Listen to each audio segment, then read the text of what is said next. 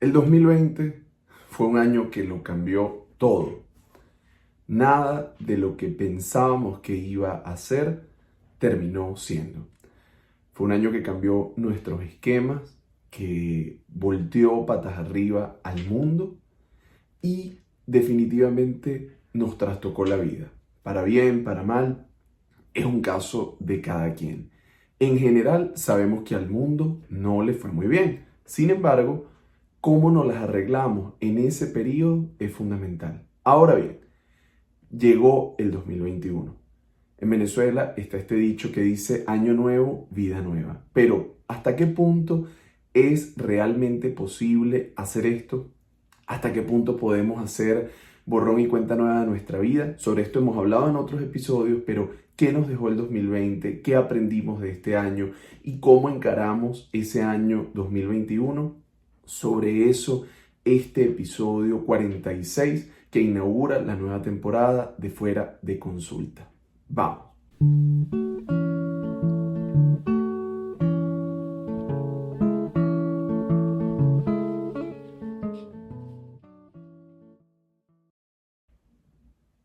Tal como hablábamos en la parte anterior, venimos de un año 2020 que cambió todo.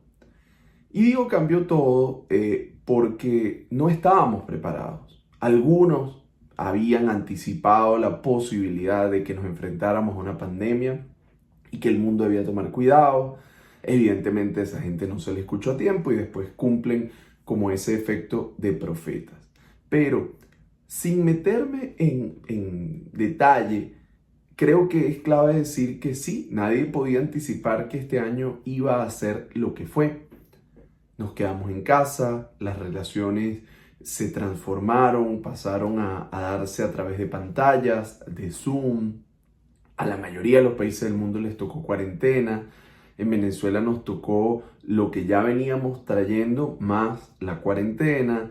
Luego la gente pareciera que decretó que la cuarentena, que el COVID se acabó, aunque el COVID sigue en el mundo. Y bueno, y así va, ¿no? Un poco las cosas.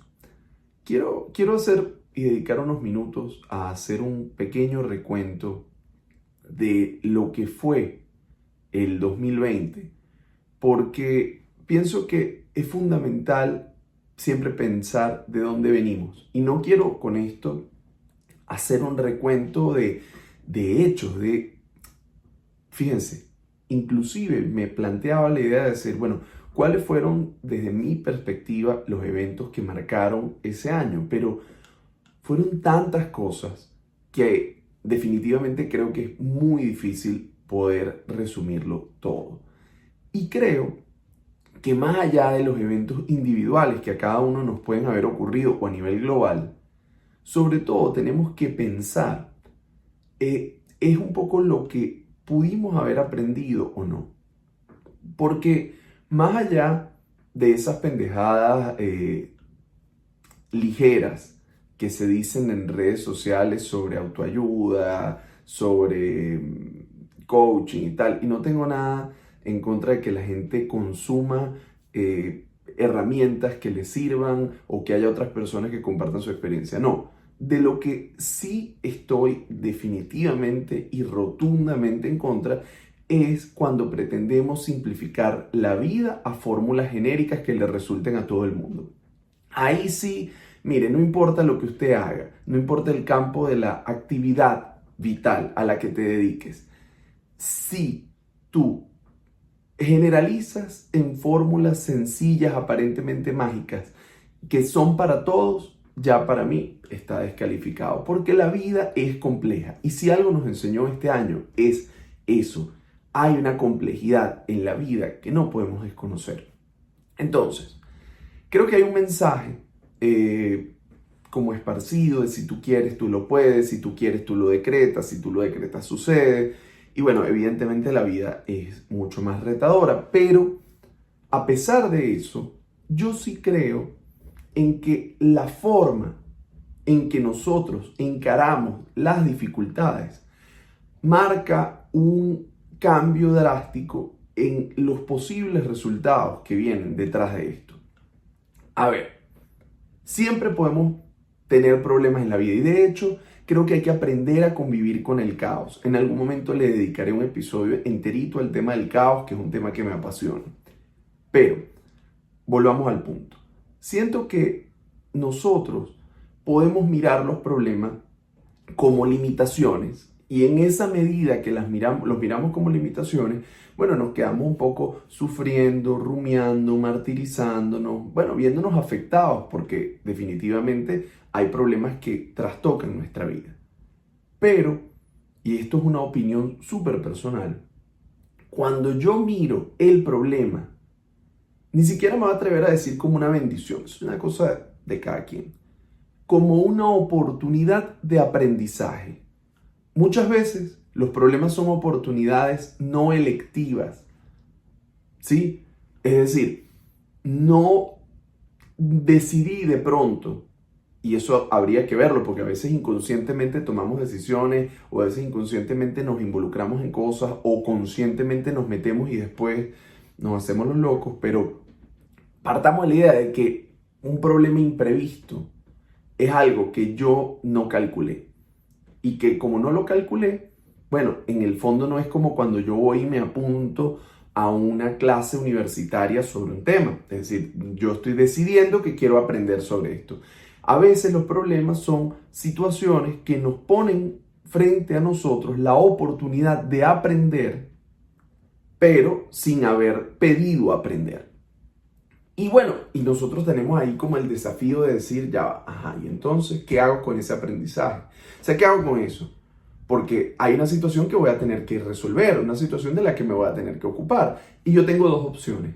O aprendo de lo que esta situación me está presentando y yo obtengo una ganancia a pesar de la limitación, o sencillamente mando todo al carajo, lo ignoro, dejo eso a un lado y sigo mi vida sin aprender, donde el problema me limita, donde igual voy a tener que hacerle frente a las consecuencias de lo que sea que esa situación me presente, pero si yo sigo la vida sin haber aprovechado esa oportunidad, entonces el saldo, al menos como yo lo entiendo, va a ser esencialmente negativo. ¿Y por qué va a ser esencialmente negativo? Bueno, porque definitivamente solo me quedó el problema y no pude extraer algo positivo, algo beneficioso para mí.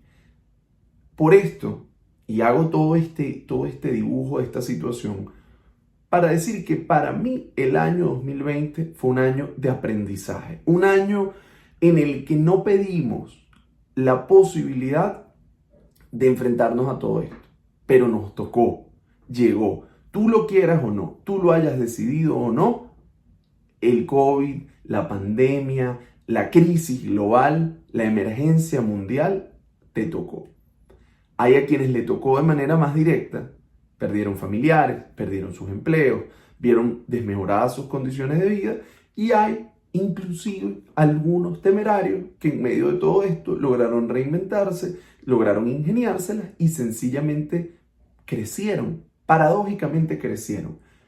Es evidente que no todo el mundo pudo crecer en este tiempo, porque como lo digo, no basta con que tú quieras y ya, tienen que conjugarse también otros factores para que eso suceda. Pero la gran interrogante, al menos para mí, para valorar el 2020 o tu 2020, mejor dicho, porque el 2020 fueron una sucesión de eventos. Ahora, tu 2020, para valorarlo, creo que tienes necesariamente que preguntarte qué aprendí. Aprendí. ¿Qué pude cambiar de mi vida? ¿Qué pude cambiar de mi forma de relacionarme? ¿Cómo cambió mi perspectiva? ¿Qué habilidades nuevas desarrollé? Si me doy cuenta que sigo siendo más o menos el mismo, bueno, quizá la valoración del año no sea necesariamente la mejor. Pero aún así te digo, y les digo a todos quienes conforman esta maravillosa comunidad de Fuera de Consulta, creo que si lograste mantenerte, ya ahí hay una ganancia. Mantenerse en el 2020 es complejo. No hablo del tema económico, para eso hay gente que sabe más que yo. Hablo del tema de salud mental, porque si algo nos mostró también la pandemia, no solo es cuán frágiles son nuestros cuerpos y lo vulnerables que estamos, sino cuán vulnerables somos emocionalmente. cuánto nos necesitamos, cuánto necesitamos de un abrazo, cuánto necesitamos del afecto, cuánto necesitamos del cariño, cuánto necesitamos de la presencia de otros en nuestras vidas. Y esto definitivamente tiene que llamar nuestra atención. Y tiene que llamar nuestra atención porque mantenernos emocionalmente sanos en el 2020 requirió un esfuerzo tremendo. Todos debimos haber pasado, o la mayoría pasamos seguramente por crisis, por momentos de angustia, por ansiedad, un montón de situaciones. Sin embargo, al cierre del año, sí, nos mantuvimos más o menos, nos preservamos, pudimos navegar esto, yo creo que vale la pena reconocerlo. Ahora bien, a partir de ahí, toca entonces pensar qué aprendimos. Yo voy a compartir con ustedes algunos de mis aprendizajes o de las lecciones que a mí me dejó el año 2020. La primera de ellas es, como les decía hace un momento, la vulnerabilidad. Cuán vulnerables somos y hacernos conscientes de nuestra vulnerabilidad es clave. Porque cuando nos reconocemos vulnerables, nos cuidamos. Pero también aceptamos que aún cuidándonos, no eliminamos el riesgo. Nunca hay riesgo cero. Y les cuento, yo apenas empezó la pandemia, tomé todas las medidas. Tenía la máscara, el guante, la super máscara, la recontra máscara, antibacterial, jabón, todas las medidas. No salí de casa, aunque tenía amigos que salían, que se reunían, yo no lo hacía. Pasé meses sin ver a mi mamá, tomé todas las medidas. E igual a mi esposa y a mí nos dio COVID. Nos dio, afortunadamente lo pasamos leve, con síntomas leves, gracias a la atención que nuestros amigos médicos nos ofrecieron, lo pasamos leve en casa y nos recuperamos. Pero yo en un momento estaba como muy molesto porque decía, bueno, ya va, o sea, yo hice todo para cuidarme y conozco gente que no hizo prácticamente nada para cuidarse y a mí me da COVID, a esta gente no. Sin embargo, ahí es donde viene el tema. No puedes dejar tu salud y tu bienestar al azar. No puedes dejarlo en manos de cualquiera, no puedes dejarlo de cualquier manera. Te toca cuidarte. Y sobre todo te toca cuidarte porque aún cuidándote estás en riesgo. Lo cual quiere decir que si no tomas medidas, bueno, lo que puede pasar es brutal. Porque no hay garantía. No hay garantías de que podamos estar ilesos frente a esto. No hay nadie que pueda ser invulnerable a lo que está sucediendo. Por lo tanto, toca cuidarnos y cuidar de los otros. Y esto también nos regresa una posición, creo que, de humildad al reconocer que no somos el centro del universo y que no somos invulnerables y que nos toca cuidarnos y que nos toca entender que el otro que está a nuestro lado también necesita ser cuidado. Esa es una de las lecciones.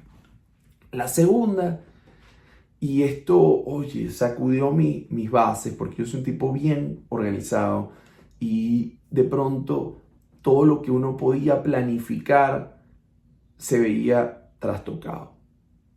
Entonces, no quiere decir con esto que hay que improvisarlo todo, ni mucho menos, pero cómo poder ir viviendo con lo que va sucediendo momento a momento. Planificar en los términos posibles, entendiendo que esos planes pueden cambiar en cualquier momento, no aferrándonos de manera firme a estos planes, sino entendiendo que los planes son eso, planes que pueden cambiar sobre el camino y que nos toca a veces hacerlos un poco más cortos. El tercer aprendizaje es cómo lidiar con la incertidumbre.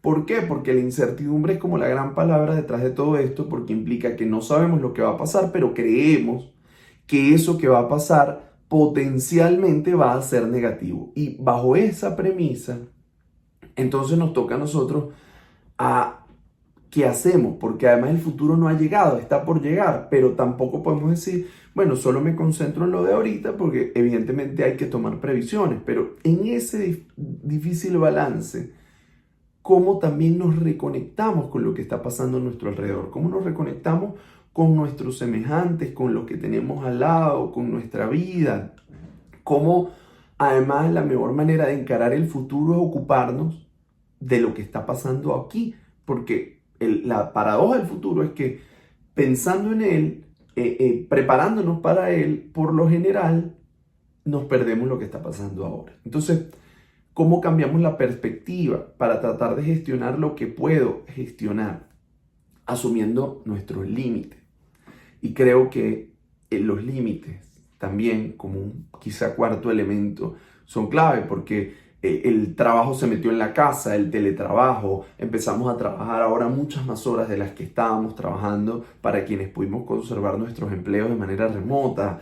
Nos tocó hacer un montón de cosas, reinventarnos, pero llega un momento en que también toca decir, ya va, ya va. Sí, esta es la nueva realidad y ya dejó de ser una cosa así como circunstancial. Lo normal ahora es esto. Entonces, bueno, frente a ese nuevo normal, como yo también aprendo a decir, en este momento no, con esto no puedo, o mira, sí, sí puedo, pero la semana que viene, o en este o cual momento. ¿Por qué? Porque como seres humanos muchas veces tenemos como el gran temor terrible de que si decimos no, nos van a dejar de querer, nos van a negar oportunidades, nadie nos va a hablar y bueno. Y acá creo que hay que entender que la vida no tiene que ser un tren de un único viaje, porque los trenes pasan más de una vez. Y si no pasara nuevamente, bueno, con eso nos las vamos a tener que ver, pero habría que preguntarse si yo estoy dispuesto a pagar el precio de decir sí a todo y quedarme a merced del otro. Como psicoanalista pudiera decir que siempre estamos en relación con ese gran otro, sí, pero yo estoy dispuesto a complacer a ese gran otro siempre. Además, sin ninguna garantía de devolución.